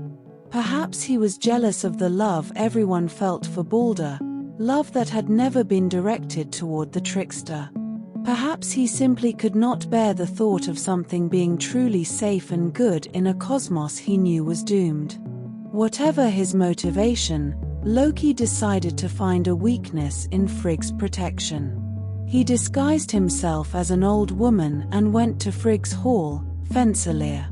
In this disguise, he struck up a conversation with the goddess, carefully steering the talk toward her journey to extract oaths from all creation. Frigg, proud of her accomplishment and unaware of the deception, told the old woman of her success. Everything had sworn not to harm her son, she said, everything in all the 9 realms. Loki pressed carefully. Surely there must have been something she overlooked, something too small or insignificant. Frigg, in her confidence, admitted that there was one thing. West of Valhalla grew a little plant, a mistletoe sprig. It had seemed so young and harmless, too small to take an oath from, hardly worth the trouble. She had passed it by without bothering to extract its promise. This was all Loki needed. He left Frigg's hall, transformed back into his true shape, and went to find the mistletoe. He cut it carefully and fashioned it into a dart or spear, then returned to where the gods were still amusing themselves by throwing things at the invulnerable Balder. Standing apart from the others was Hod, Balder's blind brother. He held no weapon and took no part in the game, for he could not see to aim. Loki approached him with full sympathy, offering to help him participate in honoring his brother. He placed the mistletoe dart in Hod's hand and guided his aim, telling him where to throw. Hod, trusting and unknowing, threw the dart. It flew straight and true, piercing Balder's heart. The beautiful god fell dead, and a terrible silence descended upon Asgard. The light that had radiated from Balder went out, and the world seemed dimmer for its absence. The greatest grief ever known to gods fell upon them all. They stood frozen in shock and horror, unable to speak or move. Balder, the best of them, the most innocent, the most beloved, lay dead in their midst. When they could finally speak, no one blamed Hod, for he had been tricked, his blindness used against him. But neither could they take vengeance upon him, for they stood in a sacred place where violence was forbidden, and to break that prohibition would compound the tragedy. All their rage and grief turned toward the true culprit, but Loki had already fled, running into the wilderness to hide from their justified wrath. The gods carried Balder's body to the sea, where his ship Hringhorni lay, the greatest ship ever built. They would give him a proper funeral, burning him upon the ship and sending him to the sea and sky in flames. But the ship was so large and heavy that none could launch it. They sent for a giantess named Hyrrokin, who came riding a wolf with a serpent for reins. She pushed the ship with such force that fire flew from the rollers and the earth shook. Thor, in his grief and rage, nearly attacked her for this display of strength, but the other gods restrained him. They placed Balder's body upon the ship with his treasures and weapons. Nanna, Balder's wife, died of grief in that moment, her heart breaking at the sight of her dead husband, and the gods placed her body beside his. They also placed Balder's horse, fully caparisoned, on the pyre, along with many precious things. Odin added his ring Draupnir to the treasures, and Thor consecrated the pyre with his hammer Mjolnir. As the pyre was lit and the ship pushed out to sea, all of creation mourned. Gods and goddesses wept. Giants came from Jotunheim to witness the funeral. Dwarfs emerged from their halls beneath the earth. All beings capable of grief felt it that day. The flames rose high, carrying Balder's spirit to whatever realm awaited him. But Frigg had not given up hope. She asked if any among the gods would ride to Hel's realm and offer ransom for Balder's return. Hermod, another of Odin's sons, volunteered.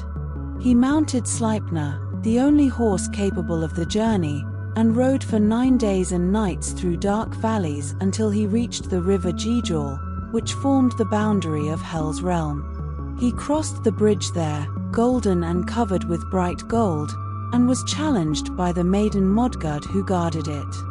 Hermod identified himself and asked if she had seen Balder pass. She told him that Balder had indeed crossed the bridge heading north and down, toward Hel's gates. Hermod rode on until he reached the gates themselves, massive and firmly closed.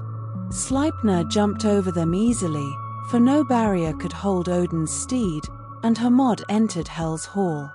There he found Balder seated in the high seat, the place of honor, still radiant even in death. Hermod stayed the night in Hel's hall, and in the morning, he begged the goddess to release Balder, explaining how all the world mourned him.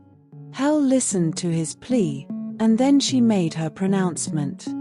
She would release Balder on one condition. If everything in creation, living and dead, would weep for him, she would let him go.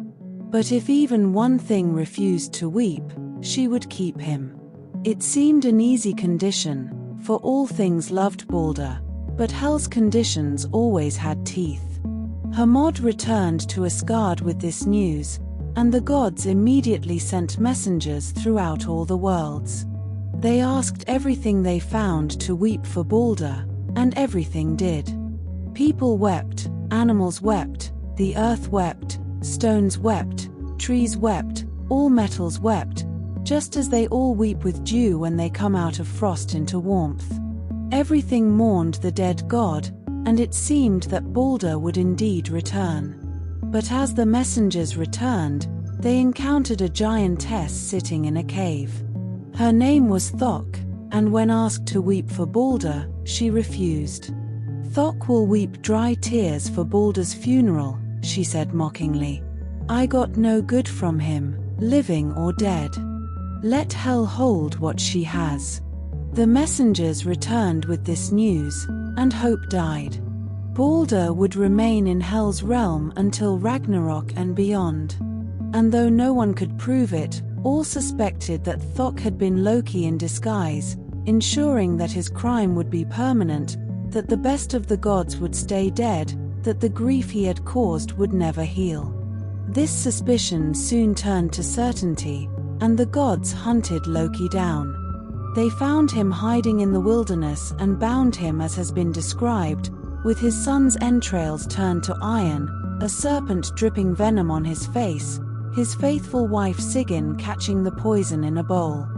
There he would remain until Ragnarok freed him to lead the armies of chaos against the gods he had betrayed. The death of Balder marked a turning point in Norse mythology. It was the moment when the Golden Age ended, when the inevitable doom moved from distant future to approaching present. Balder's death set in motion the chain of events that would lead to Ragnarok. His absence left a hole in Asgard that could never be filled, a light gone out that would never be relit until after the cosmos itself had been destroyed and reborn.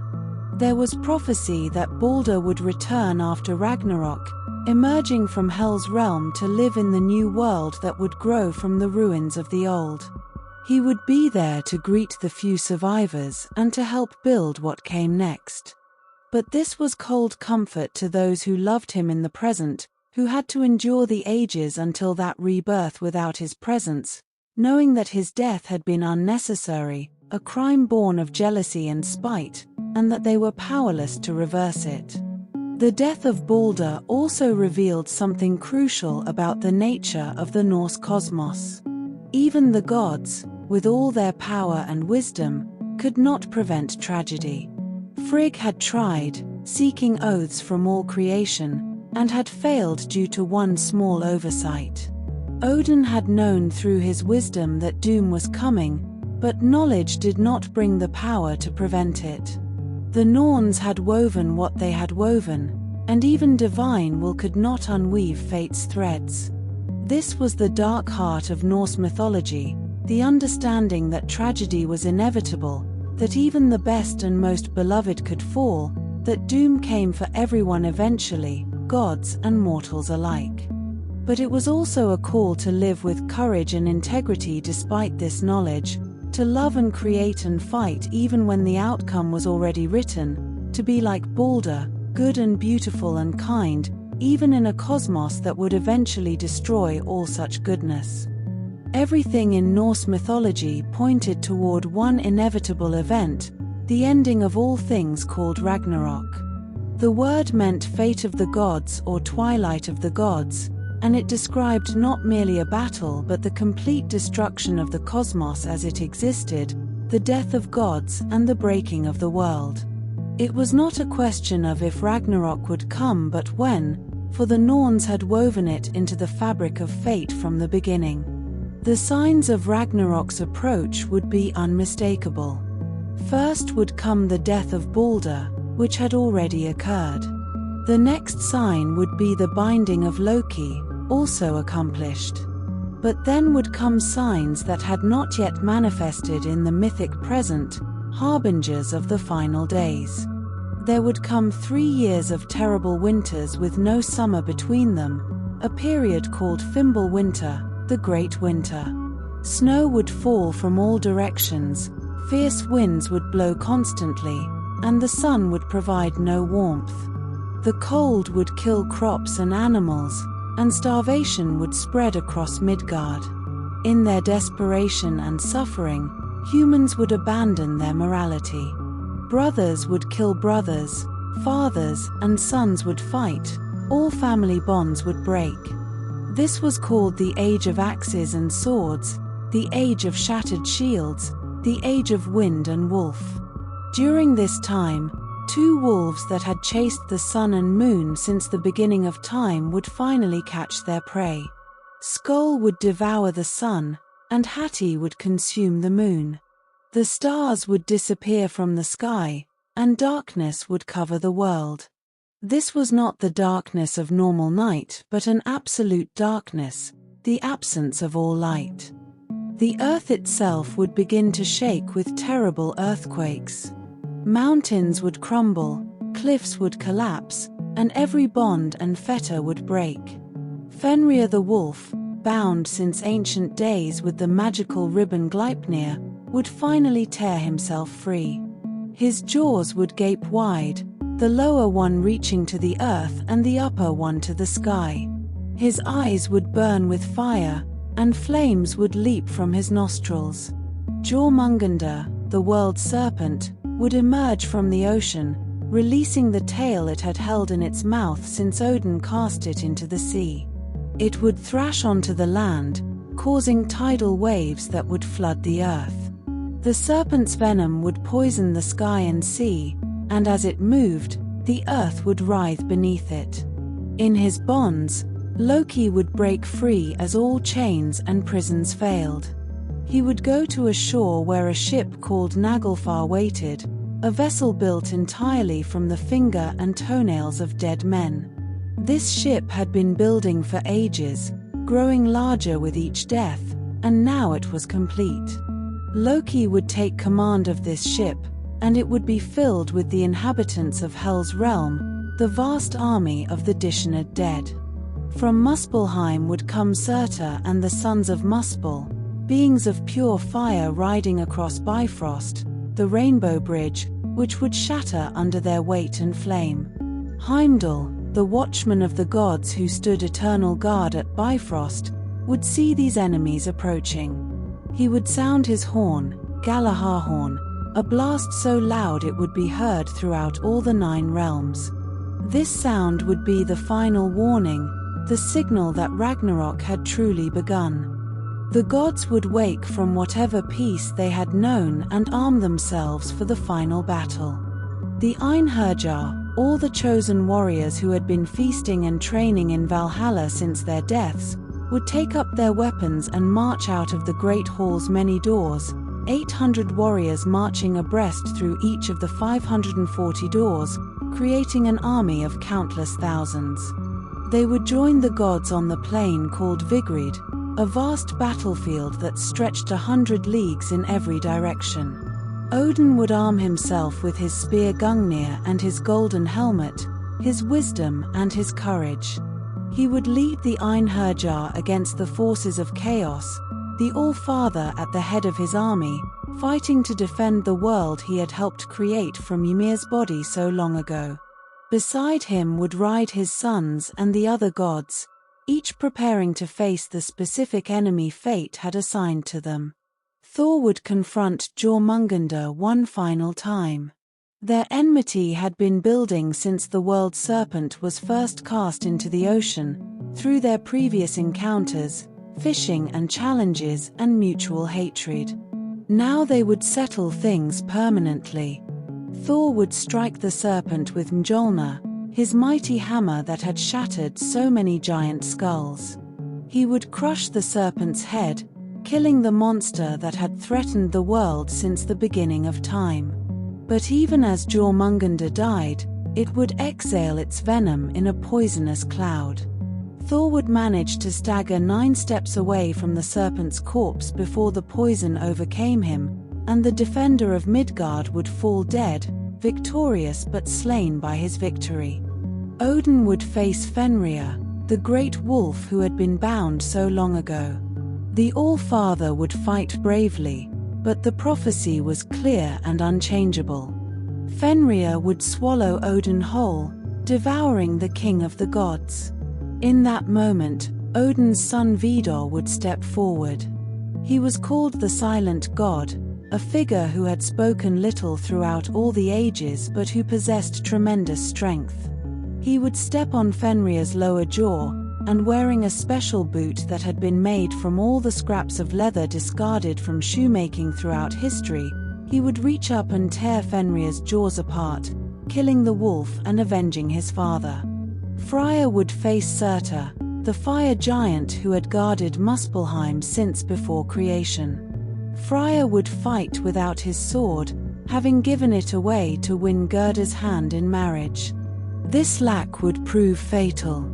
Despite his courage and divine strength, Freya would fall to Surtur's flaming blade, the god of peace and fertility struck down by the embodiment of consuming fire. Tyr would fight Garm, the great hound of hell who guarded the entrance to the realm of the dead. These two would slay each other, both falling dead in their mutual combat. Heimdall and Loki would finally settle their long enmity, fighting with particular savagery. Each would mortally wound the other, and both would die, the Watchman and the Trickster ending together. All across the battlefield of Vigrid, gods and giants would clash, heroes and monsters would fight, order and chaos would meet in final confrontation. The Einherjar would fight valiantly, but they would be vastly outnumbered by the armies of the dead and the giants of Jotunheim. One by one, the gods would fall. The world tree Yggdrasil itself would shake and groan, all its branches trembling. When the last god had fallen, when the battle was finally over, Surtur would carry out his final purpose. He would fling fire across all the 9 realms, burning everything that remained. The flames would consume Asgard, Midgard, all the worlds connected by Yggdrasil's branches and roots. The world tree itself would burn, its great trunk blackening, its leaves turning to ash. The earth would sink into the sea, covered by the flooding ocean. The stars would disappear, the sky would collapse, and everything that had existed would be destroyed. But this was not quite the end. The Norse conception of Ragnarok included not just destruction but renewal. After the flames died and the waters receded, the earth would emerge again from the sea, green and fertile, beautiful beyond what had been before. The grass would grow without anyone planting it, and crops would ripen without cultivation. A new sun would appear in the sky, the daughter of the old sun, shining even more brightly than her mother. Some beings would survive this destruction. Vidar would live, having avenged his father. Vali would survive as well. Modi and Magni, Thor's sons, would be there, carrying their father's Hamamjolnir into the new age. Balder and Hod would emerge from Hel's realm, released at last from the land of the dead, brothers reconciled. The blind and the shining one, together again. Honi would be there too, though his role in the new world was not detailed.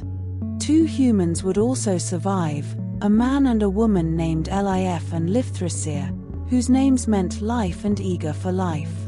During the destruction, they would hide in a place called Hodmimi's Wood, and there they would be sustained by morning dew. When they emerged into the new world, they would become the progenitors of a new human race, repopulating the earth that had risen anew, green and fertile, from the sea. When the fires of Ragnarok consumed the world, when gods and giants fell and the seas swallowed the land, all seemed lost, but deep within Hodmimis Holt, hidden beneath the sheltering roots of the world tree, 2 humans endured. Their names were Elif and Lifthrasir, meaning life and eager for life. They hid through the darkness, while the flames raged and the oceans boiled, and as the sky burned and the stars fell, they survived on the dew of the morning, the pure drops that gathered upon the leaves of the sacred wood. Through countless nights of silence, they waited, while thunder faded and the cries of battle vanished into memory, until at last, the storm was over, and the fires had died. The earth, once shattered and drowned, rose anew from the depths, green again, fertile and alive. The air cleared, the sun's daughter rose into the sky to shine where her mother had perished, and light returned to the world. Then, from their refuge, Lif and Yggdrasil stepped forth, the first breath of humanity in a new dawn. Around them, the soil was rich, the rivers ran clear, and the mountains gleamed with morning light. They became the parents of a new human race, the seed of life that would repopulate the earth. From their love and their endurance, men and women would once again walk the fields, build homes, and sing to the gods reborn. For though the old gods had perished in flame, not all were gone. Balder and Hr returned from the realm of the dead, shining with forgiveness and peace. Vaya and Vali, the silent avengers, rebuilt the halls of Asgard. Moi and Magni, sons of Thor, carried their father's hammer, Mjolnir, as a sign that protection and strength would guard the world once more. And so, a new age began, calm, pure, and golden. The fields bore fruit without the plough, the air was warm, and there was no need for war or greed. Lif and Yggdrasil's children filled the lands with laughter and song, for they carried within them the memory of the world that had died, and the hope of the world reborn. Yet the Norse knew the truth, that no age lasts forever. For time, like the seasons, is a circle, and what is born must one day fall, only to rise again. In the heart of that endless cycle, Lif and Yggdrasil stand eternal, symbols of endurance, hope, and the unbreakable will of life itself.